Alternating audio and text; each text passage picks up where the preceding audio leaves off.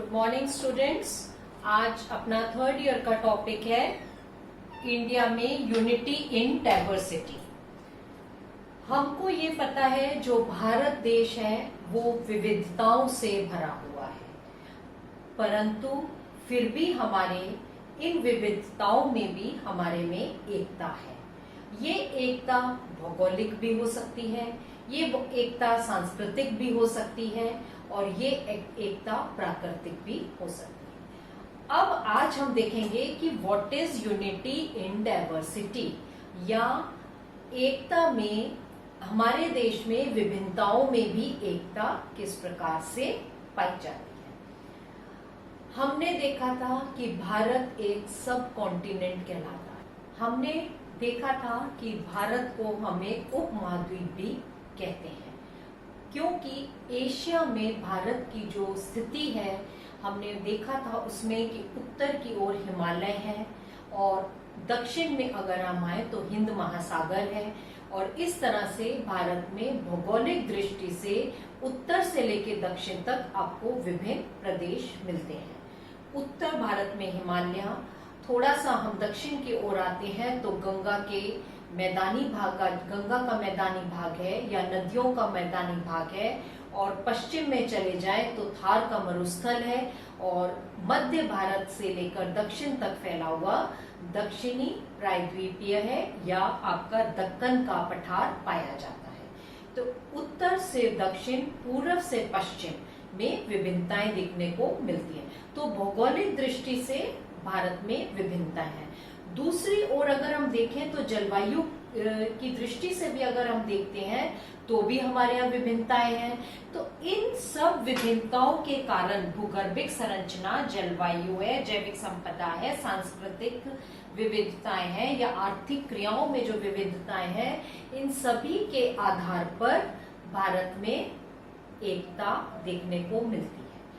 अब हमारा जो मेन यूनिटी इन डाइवर्सिटी है, हमें यही देखना है कि हम एक समता हमारे देश में कैसे पाई जाती है। तो उसके पीछे कई कारण हैं, जो कि ये मुख्य जो कारण है वो ये 5 कारण हैं। सबसे पहले अगर हम देखें तो भूगर्भिक संरचना। भूगर्भिक संरचना यानी कि जियोलॉजिकल स्ट्रक्चर ऑफ इंडिया। हमने देखा उत्तर में हमारे पास क्या है, हिमालय पर्वत है, जो कि बिल्कुल नवीन मोड़दार पर्वतीय क्षेत्र है। और अगर हम उससे थोड़ा सा दक्षिण में आए तो हमारे पास गंगा सतलज का मैदान है, जो कि नव निर्मित है और नया निर्मित भाग है। फिर हम और थोड़ा दक्षिण में आते हैं तो हमारा दक्कन का पठार है, पठार है, जो कि आपका मध्य भारत से लेकर दक्षिण भारत तक फैला हुआ है। पूर्व और पश्चिम में हमारे उत्तरी और पूर्वी और पश्चिमी घाट है, यानी कि नॉर्थ में है हिमालयास, जो कि न्यू फोल्डेड माउंटेन्स हैं और उनकी जो संपदा है वो बिल्कुल अलग प्रकार से पाई जाती है। फिर आपके आता है गंगा का मैदान, जो आपका हिमालयन माउंटेन्स है वो जीवाश्मों से बने हुए हैं। और आपको शायद फर्स्ट ईयर का फिजिकल ज्योग्राफी याद होगा, तो उसमें भी आपने पढ़ा था कि जहां आज हिमालयाज है वहां पे एक टाइम पे टेथिस सागर था। तो उस सागर में जैसे जैसे मलबा इकट्ठा होता गया, जीवाश्म बनते गए और उसने एक पर्वत का रूप ले लिया है। फिर आपके जो मैदानी भाग है वो जितनी भी आपके उत्तर में हिमालय से नदियां निकल रही हैं उनके कारण वो एक फर्टाइल लैंड बन गया है, या जिसको हम कहते हैं नदियों का मैदान, नदी घाटी का मैदान बना हुआ है, जो कि आपका उत्तर से लेके पूर्व तक फैला हुआ है। पूर्व में आपके ब्रह्मपुत्र नदी तक क्या ये मैदानी भाग आता है। और उसके बाद अगर हम देखें तो पश्चिमी भाग में अगर हम आते हैं तो वह थार का मरुस्थल है, जहां पर रेत है। और इसके नीचे अगर हम जाए तो हमारा दक्कन का पठार है, यानी कि एक प्लेट्यू रीजन है। पूर्व में पूर्वी घाट है और पश्चिम में पश्चिम, वेस्टर्न घाट्स और ईस्टर्न घाट्स हैं, और हमारे डिफरेंट आइलैंड्स भी पाए जाते हैं। लेकिन भूगर्भिक संरचना में विभिन्नताएं हमको देखने को मिलती हैं। दूसरी तरफ अगर हम जलवायु पर आते हैं तो हमारे भारत की जो जलवायु है वो उष्ण और शीतोष्ण दोनों प्रकार की जलवायु पाई जाती है, यानी कि ट्रॉपिकल एंड टेम्परेट। आपका जो नॉर्दर्न पार्ट है जो कि हिमालयन माउंटेन से कवर्ड है, वो आपकी उत्तर से साइबेरिया की तरफ से आने वाली ठंडी हवाओं को रोकता है। और इसी तरह से अगर हम देखें तो हमारे जो भारत है उसमें शीतोष्ण ऋतु भी है और उष्ण ऋतु भी है।